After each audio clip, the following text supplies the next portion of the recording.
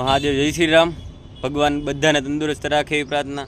તો મિત્રો તમે જુઓ, આ એક ખીચકોલી નામનું જીવ કે જે માણસો આપણી બધા કે જે સ્પીડમાં ગાડી ચલાવીએ છીએ જોયા જાણ્યા વગર, અને મોબાઈલમાં ધ્યાન હોય અથવા તો બીજે ક્યાંય ધ્યાન હોય તો એ રીતે આપણે ગાડી ચલાવીએ છીએ ને આવા ઘણા બેઝુબાન કે જે મૂંગા પ્રાણીઓ પક્ષીઓ આપણી ગાડી હેઠે કચડાઈને જે મરી જાય છે, કે એકવાર તો આપણી ગાડી નીચે કચડાય છે પછી પાછા બીજી વાર કોઈક બીજાની ગાડી હેઠે પછડાય। અને આ રીતે જુઓ તમે, જો હાવ બેફિકરાઈથી, એટલે કે આમ આપણને પણ બહુ દુઃખ લાગે, મને પણ જોવામાં બહુ દુઃખ લાગ્યું। એ રીતે આ મૃત્યુ પામે છે।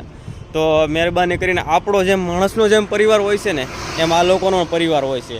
એ ખોરાકની શોધમાં અથવા તો એના બચ્ચાને ખાવા પીવાનું આપવાની શોધમાં એ લોકો અહીંથી આમ ભટકતા હોય છે, રોડની આ બાજુ ક્રોસ કરતા હોય છે।